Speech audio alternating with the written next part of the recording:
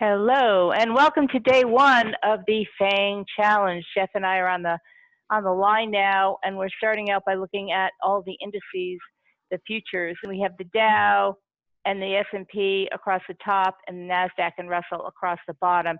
And it looks like all of these indices, these are the hourly charts. It looks like all of these indices have the exact same pattern going into today, meaning that on Friday they all sold off. Looking at the Dow, they all sold off. The S&P, there was a little gap here. And this is the overnight trading. 3 waves moving up on the Dow, 3 waves moving up on the S&P, 3 waves moving up on NASDAQ, and 3 waves moving up on the Russell. So now the question is, where do we go from here on these indices? And normally when we have an impulsive move down followed by the correction, we are usually followed by another impulsive move down unless the correction still hasn't completed yet. And that's exactly what Jeff and I just, have been discussing. Jeff, do you want to add anything to this? Oh, that's correction continues until it proves impulsively, that it's going to break to the low side. That's, our expectation right now is either sideways or down until something changes. Okay, great. So now why don't we just move over to the FAANG stocks. Here we have the hourlies on all of the FAANG stocks, but the market hasn't opened yet. The market opens in 1 minute. Yep, just about to get started here. And then we're going to move over to the 1 minute charts. 10 seconds, maybe. Here we Even go. less. There we go. Well, here we have the 1 minute charts after the open. It looks like Facebook opened kind of flat, a little bit of rally right at the open. Now we're back to where we opened. Apple had a little run up at the open, but giving it back. Not giving it back, but yeah, it's running there at the open. Alphabet opened flat from Friday. Google, Netflix, little pop in consolidation here, maybe coming back. Amazon looks like it overdid the move at the end of Friday, and it's coming back into that consolidation it did midday, or they're a bit before the close on Friday. Yeah, and this chart that we have here is a nice little summary of all of the stocks that we have up. And as Jeff said, Apple is pushing up, and you can see that on this chart. The green line is Apple. So that's the strongest stock on the board right now on the 1 minute. And then Amazon and Google are at the lower end of the range. So they're the weakest ones on the board right now. So the strongest so far are Apple and Netflix. Facebook is flat.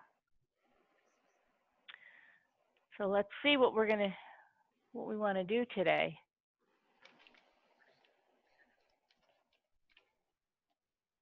Let's see. Facebook sitting just below the pivot. Netflix hitting R1. Netflix Google. is strong. And it looks like here, after this correction, we're in a nice little 1, 2, and this is a 3 on the hourly. For Netflix? On Netflix, yeah. So Netflix took out, this is the hourly chart. Netflix took out the previous high. Facebook is within the range. Apple is approaching the top end, still within the range. Google is within the range. And Amazon is within the range. And Apple. Let's go back and look at Apple on the hourly. Yeah, Apple's also taking off.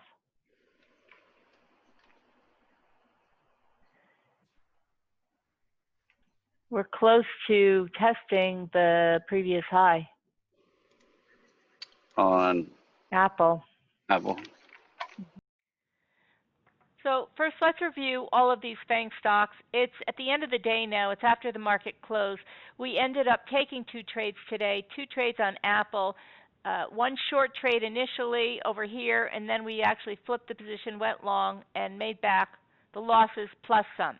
But before I get there, before I show you the trades, when we looked at the strength index during the day, during the morning, we mentioned that Apple and Netflix were the strongest stocks on the board, and that Facebook was probably on the weaker end.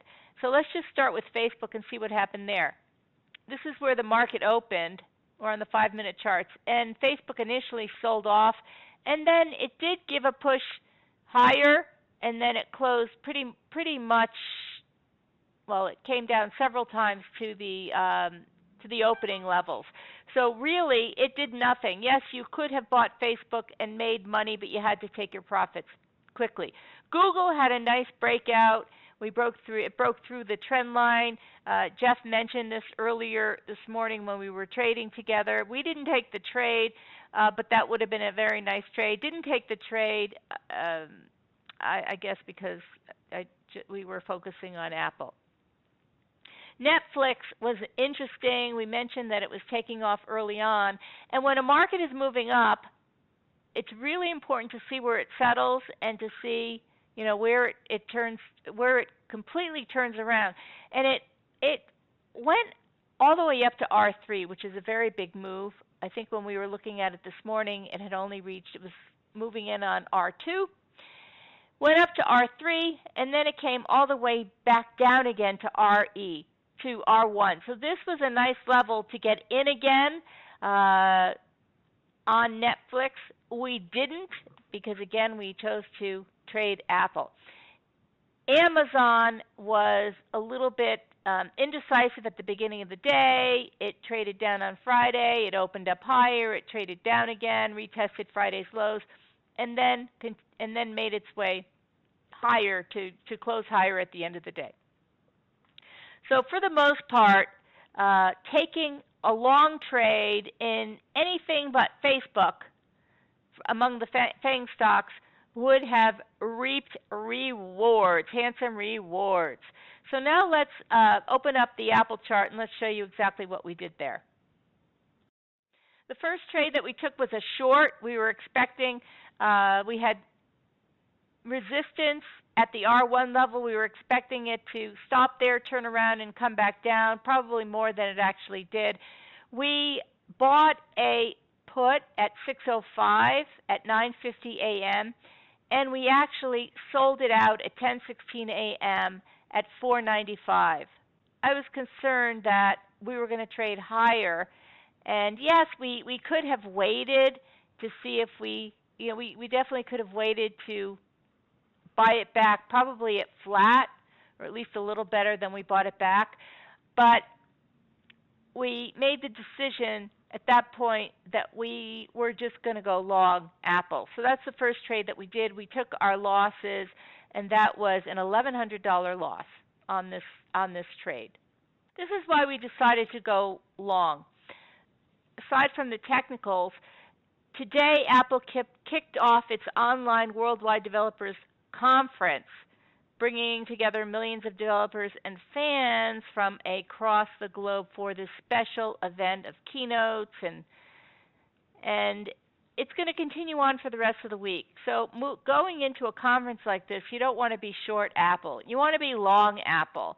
And Jeff pointed out that usually when they have the conferences in years past, Apple does rally during the conference, and then it peters out after the conference. So that was one interesting point. The next is this horizontal channel that I drew, and when you scrunch it up, it really looks like we have so many tests, like just testing the channel. We had one test here, a second test here, a third test here a little higher up, and then today we tested R1. And it just looked like if we broke above this channel, we were just going to push higher. And that's exactly what happened. So we completely went the other way. We went long, and I'm going to show you where we went long. Trade number one was this trade. We bought a put, meaning we wanted to sell Apple. We exited over here thinking that it just really wasn't the right trade. We didn't want to be short. We went long over here, and yes, it did come down a bit more. And we waited. This was at 10:20 a.m. Now, I know we started this challenge saying that we wanted to trade for 1 hour a day. So I was already looking at the clock thinking 1 hour is going to be at 10:30. Let's, we've got to, I want to make a winning trade. But we entered the position at 10:20, and then we just watched it.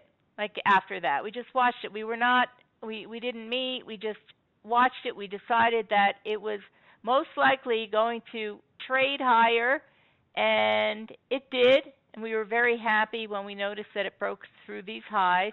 So we just left it on, and then we got back together again, or we texted closer to 3 o'clock, and we sold out. We left in order to sell it out at 6, and at 14:59, this is where it just hit that take profit level, and then we were done for the day. So this is an example where we got in with the wrong position. Yes, we could have made a little bit of money on this had we held out, but just didn't feel comfortable with the direction, because we were really trading the correction and not the strong trend that was developing here.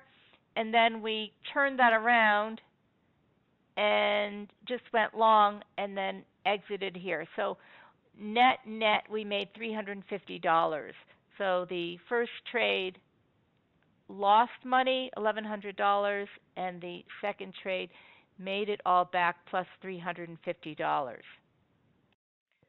This is the activity from today, 2 trades.